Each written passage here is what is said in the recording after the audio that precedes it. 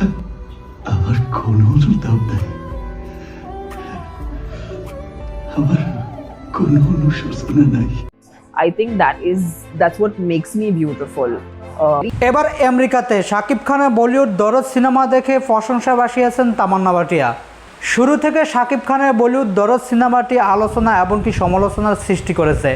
15 November Shakib খানের বলিউড দরদ সিনেমাটি মুক্তি পেলে এই ছবিটি সবার মুখে মুখে হলগুলোতে হাউসফুল দেখা গিয়েছে।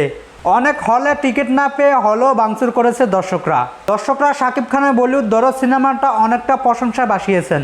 এবার সেই প্রশংসা করতে এক বিন্দু ভাবেনি ভারতের বলিউড অভিনেত্রী তামান্না ভাটিয়া লন্ডন থেকে তার ব্যক্তিগত কাজ সেরে ভারতে আসেন।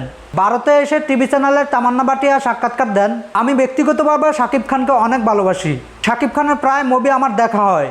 লন্ডনে আমি আমার ব্যক্তিগত কাজে যাই, সময় বের করে শাকিব খানের দরদ মুভিটি দেখি। দরদ মুভিটি দেখে আমার অনেক ভালো লেগেছে। শাকিব খান ভবিষ্যতে অনেক বড় একজন সুপারস্টার হবে।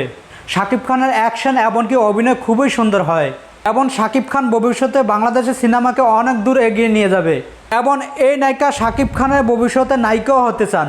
শাকিব খানকে নিয়ে অনেক প্রশংসা করেছেন তামান্না ভাটিয়া। প্রিয় দর্শক, ভারতের অভিনেত্রী তামান্না ভাটিয়ার এরকম প্রশংসা আপনার কাছে কেমন লেগেছে? এমনকি শাকিব খানের বলিউড দরদ সিনেমাটি আপনারা কারা কারা দেখেছেন এমনকি কারা কারা দেখবেন, আমাদের ভিডিওর নিচে থাকা কমেন্ট বক্সে আপনার মন্তব্য জানিয়ে দিন। সকলে ভালো থাকবেন, সুস্থ থাকবেন। আল্লাহ হাফেজ।